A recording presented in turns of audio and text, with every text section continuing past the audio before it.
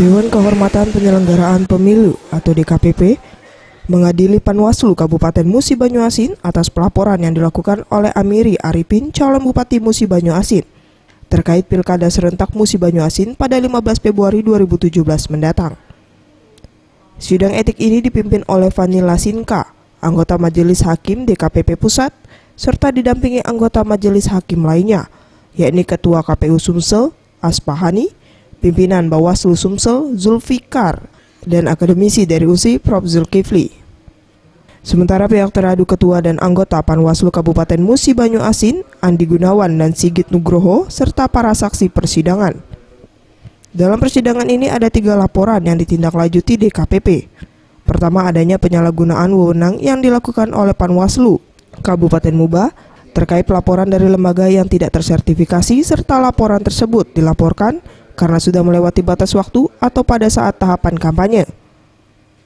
Kemudian melaporkan lembaga tersebut berdasarkan keterangan Panwaslu bahwa lembaga tersebut bukan tercatat sebagai lembaga pengawas pemilu, serta berbagai laporan tim paslon Amri Arifin yang tidak diproses sampai sekarang oleh Panwaslu. Menurut Suharyono, kuasa hukum Amiri Arifin, pihaknya merasa diskriminasi karena dari sebanyak laporan yang dilakukan oleh tim paslon Amiri Arifin, tidak ada satupun yang ditindaklanjuti, dan berharap DKPP dapat memberikan putusan sesuai hukum yang berlaku.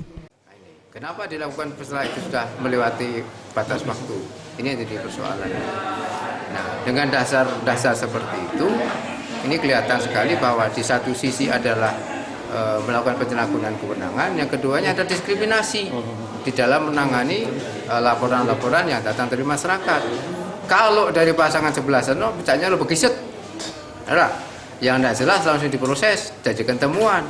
Yang dari pihak Amiri Arifin sudah sekian banyak laporan, tapi tidak ada tindak lanjutnya. Untuk itu makanya kita adukan ke DKPP. Mudah-mudahan DKPP akan memberikan putusan yang baik. Kalau memang itu adalah salah, ya tetap salah. Nanti penilaiannya pada waktu. Vanila Sinka selaku anggota Majelis Hakim DKPP mengatakan, kasus ini akan sesegera mungkin diproses di Jakarta serta akan segera mengadakan sidang lanjutannya dengan agenda mendengarkan saksi-saksi. Keputusannya kapan, Bu? Sesegera mungkin. Dari sini nanti akan dirapatkan di Jakarta di DKPP, akan dievaluasi mengenai persidangan tadi.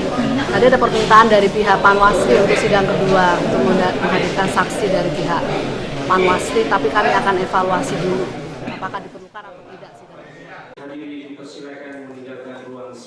Septiwan Rizky, Sriwijaya TV.